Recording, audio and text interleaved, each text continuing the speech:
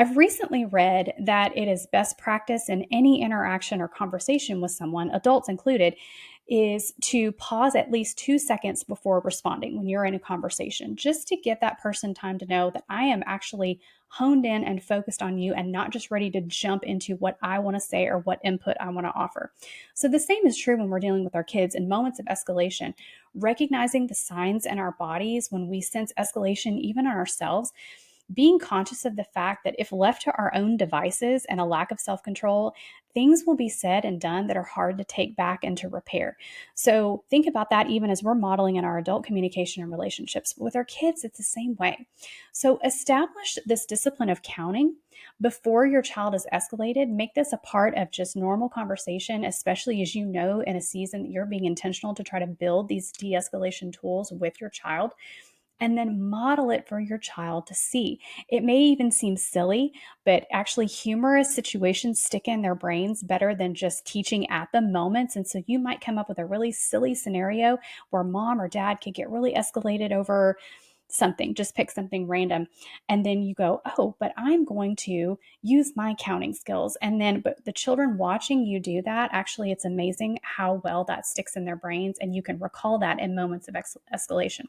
So keep in mind that the counting tool is helpful for more mild to moderate escalation. If they have really severely flipped their lids and they are just kind of past that point of no return, where it's going to take several steps for you to get them to the point where they're hearing you, they're cooperating with you, counting's not going to be your number one go-to. Mild to moderate escalation, counting is a helpful tool. First of all is the countdown from 5 method.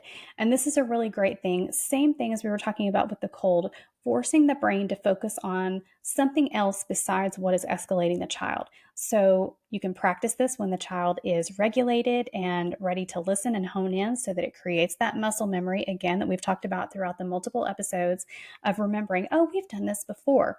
5 things you can see, 4 things you can touch, 3 things you can hear, 2 things you can smell, and 1 thing that you can taste.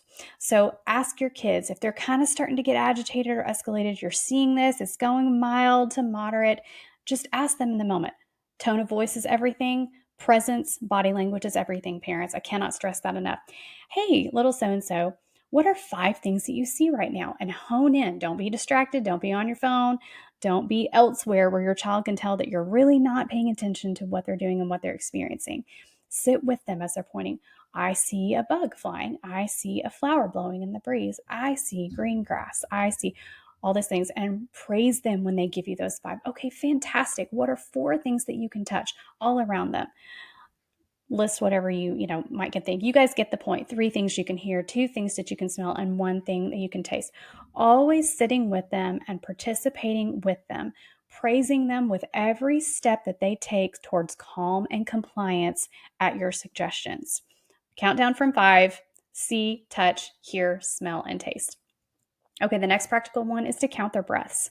This is something that you can do together. Again, breathing is such an important tool as you're talking about de escalation. But if you make it a game, if you make it a normal rhythm, something that you are used to doing together, okay, I'm here with you. You're upset. I can see that. Let's breathe together. Or would you like to watch me breathe and you can count my breaths? And then we'll take turns. If you can start with 5 to 10 breaths, that's really great progress. Maybe alternate. And before you know it, that de escalation has happened and you're able to go back to what you were doing. One of my other favorites is what I call roller coaster counting.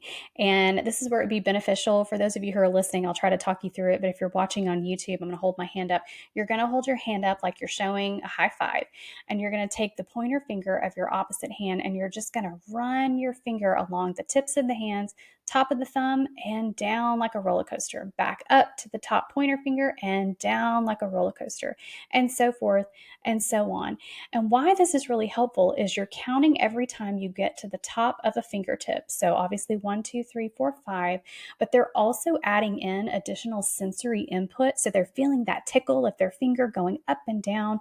They're thinking about something else besides what's escalating them. They're counting with you, and that becomes play and fun, which is one of the key elements of being able to disarm frustrated behaviors.